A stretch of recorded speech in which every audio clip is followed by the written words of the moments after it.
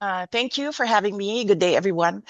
Well, that is precisely the question that was submitted by the defense team of former President Rodrigo Duterte to the ICC. The question on jurisdiction, particularly because they conducted the investigation 2 years after the withdrawal of the Philippines as a member of the ICC, and therefore should have been is already prescribed. And do you see any political motives for the case against Mr. Duterte? Well, yes, because before his detention, former President Duterte was a staunch critic of the Marcos administrations. There are serious allegations and questions about his competency and allegations about drug abuse that came from the former President Duterte. And before his detention, there was a preparation by the former president of a campaign for his senatorial candidates for the PDP, his political party. Talk us through how this case has affected your father, affected your family, really, and on a personal and a political level. Well, if you, the last time that I talked to my father, he always said that you make your own history in this world, and he leaves it all up to God, whatever will happen to him. And he also said that he did what is best for his country, rightly or wrongly. As for the family, we have been more closer now. The quirk about our family is that we forget our personal differences if we have a common adversary, and at the moment that is President Bongbong Marcos. You and your family have said many times that this arrest warrant is illegal, but the ICC is an international court, so where do you even go to appeal? There was a Senate investigation that was conducted by Senator Amy Marcos and was supported by some of the senators in the Philippine Senate. And she submitted her findings to the ombudsman here in the Philippines, and she recommended filing charges against the individual who implemented the rendition on former President Duterte.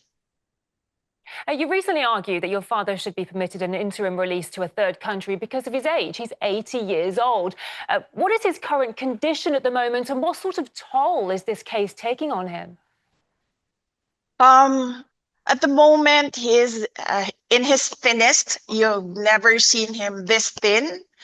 I've seen him from pictures when he was single, and that was the thinnest that I've seen him. And this is about the same at that time. I lost so much weight, and he has a problem with the cold and the weather in The Hague. And then of course, he has no appetite because the way that the food is cooked is not really the same as traditional Filipino dishes. And of course, there is that longing to be with familiar faces, family and friends. So there are certain days that it's a good day, and there are certain days that it's a bad day. So yes.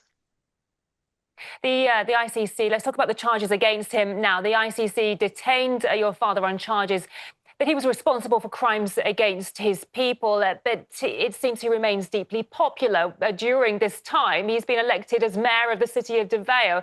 So clearly some Filipinos still support him. What does that say about the ICC's continued detention of him, in your opinion?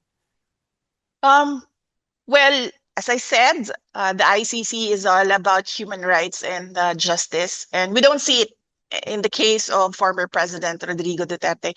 He has been in detention for more than 100 days without recourse for bail, and now his petition for interim release has been vigorously opposed without a legal reason by the prosecution. He has already stated in his brief that he is not a flight risk because of his age. If you can see the footage where he was pushed up the plane, he really had no strength at all to resist, and he doesn't intend to intimidate witnesses. He hasn't done that. He's been mayor. He hasn't done that.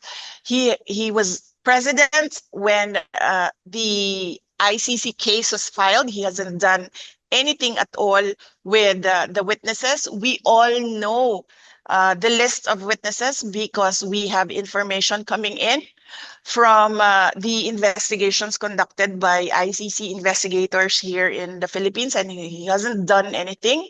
For the past 2 years, we've been telling him to prepare for the ICC case, but he said that it's all crap, it's nothing. And clearly, when we heard the charges, we found out that it's really nothing. It's 43 counts of murder. That's not even close to crimes against humanity. It must be an incredibly stressful time for you and your family. What message would you send to Filipinos around the world who continue to support your father?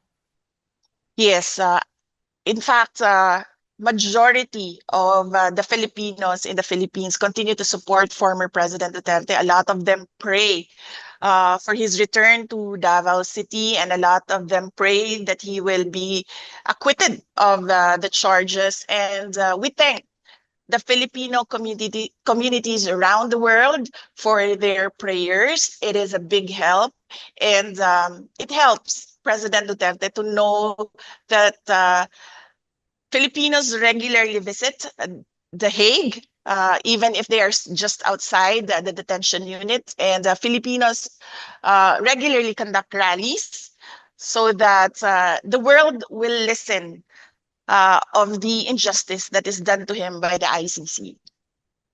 And indeed, you have your own concerns currently with an impeachment process against you in the Philippines. You say it's politically motivated.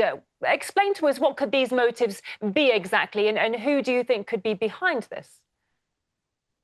Well, it's all about the refusal or the intent of the former of President Marcos. It is the intent of President Marcos not to step down.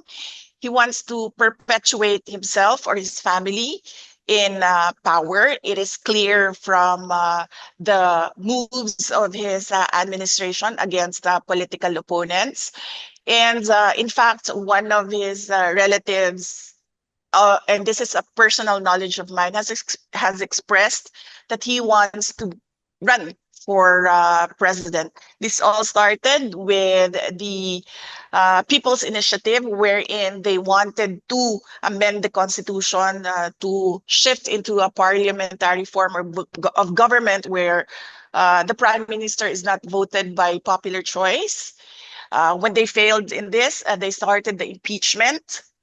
And clearly, evidence shows that the members of the House of Representatives, many of them who signed, did not read the articles of impeachment. And one particular member of the House of Representatives already said publicly that there was money in exchange for the signatures in the articles of impeachment. Because I am the front runner in the presidential race in 2028, the survey shows that. And I think they want to eliminate the front runner. I see. Do you think there might be a connection between the detention of your father and the impeachment process against you? I believe so, yes. They think that if they take out former President Duterte, they will weaken me because it's one brand, it's one family. The Philippine Senate recently returned the impeachment complaint to the House. What will the next steps be? Well, I do not know with the Senate what will be their next steps. They required us to submit an answer to the articles of impeachment, and we did that. We submitted it the other day, and we're waiting for instructions from the Senate on what to do next. As you were just saying yourself, there are many people claiming that the impeachment process against you is designed to block your potential candidacy for the 2028 elections. Do you plan to run for the presidency if you are acquitted of the current charges? I have not planned anything for the presidential race of 2028. Some supporters have given me a deadline of the fourth quarter of the year 2026. So that is when I will decide if I will run for president on 2028. Your approval ratings are currently, well, it reached 59% in March. What sort of public support have you received since then? Do you have a feeling that a majority of the Filipino people stand behind you? Well, I do not know. I don't have the numbers. I don't have the surveys. But I am comforted by the fact that wherever I go, people express their support and their prayers for former President Duterte. If we can just touch upon geopolitics for a moment, because the US often interferes in disputes between the Philippines and China in the South China Sea. I'd like to ask, what's your opinion on Washington's role in the region? Well, for the Philippines, our constitution clearly states that we should have an independent foreign policy. So our relationship with the US and our relationship with China should be two separate engagements, and we should not lean towards the US for our problems with China, particularly our issues in the West Philippine Sea. Yeah, the Philippines is kind of in the middle of all this, isn't it? Because the Philippines being a long-time ally of the US and Asia, at the same time, Manila maintains robust trade ties with China. So I'm just wondering how difficult it is for the Philippines to find the right geopolitical balance between these rival superpowers. Well, as you can see right now, the Philippines, clearly the administration of President Marcos is leaning towards the US and is alienating China. And I really believe, and I've been asking for his explanation on where is the independent foreign policy of the Philippines currently. And I believe that the Philippines should not be involved in the cooperation and competition at the same time of the US and China, being a middle power in the game of supremacy and domination. You need money and power, which the Philippines does not have at the moment. We will get to that in the future, but not right now. So it is best for us to stay in the middle.